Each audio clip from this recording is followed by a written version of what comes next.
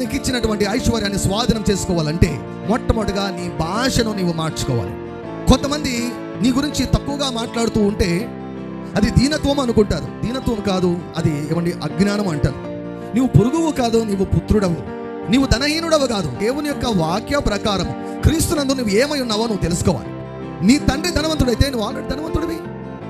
దేవుడు చాలాసార్లు నువ్వు ప్రార్థన చేసేటప్పుడు మాట్లాడే భాష కంటే ఆమెనన్న తర్వాత ఏం మాట్లాడతావో దాన్ని చూస్తాడు. నీ అనుదిన జీవితంలో నీ ఫైనాన్సెస్ గురించి నువ్వు ఏం మాట్లాడుతున్నావు దానిని దేవుడు చూస్తాడు. నువ్వు మాట్లాడే ప్రతి మాట ఆయన చెవిలో మాట్లాడినట్లుంటుంది. దేవుని యొక్క వాక్యం సెలవిస్తుంది, దానినే మాట్లాడు. దేవుడు నీ అక్కలు తీరుస్తాడు అని చెబుతున్నాడు. క్రొత్త జీతం వచ్చినా కూడా పాతది ఇంకా మిగిలి ఉంటుందని దేవుడు చెప్తున్నాడు. నీవు చేయు ప్రతి ప్రయత్నం కూడా వర్ధిల్లుతుందని దేవుడు చెప్తున్నాడు. సో ఈ వాక్యాలను మీరు మాట్లాడడం దయచేసి మీరు ఈ రోజు నుంచి మీరు ప్రారంభించండి. కొన్ని మాసాలు ఈ రీతిగా చేయండి. మీ జీవితంలో పెను మార్పులను మీరు చూస్తారు అని నేను తెలియజేస్తున్నాను.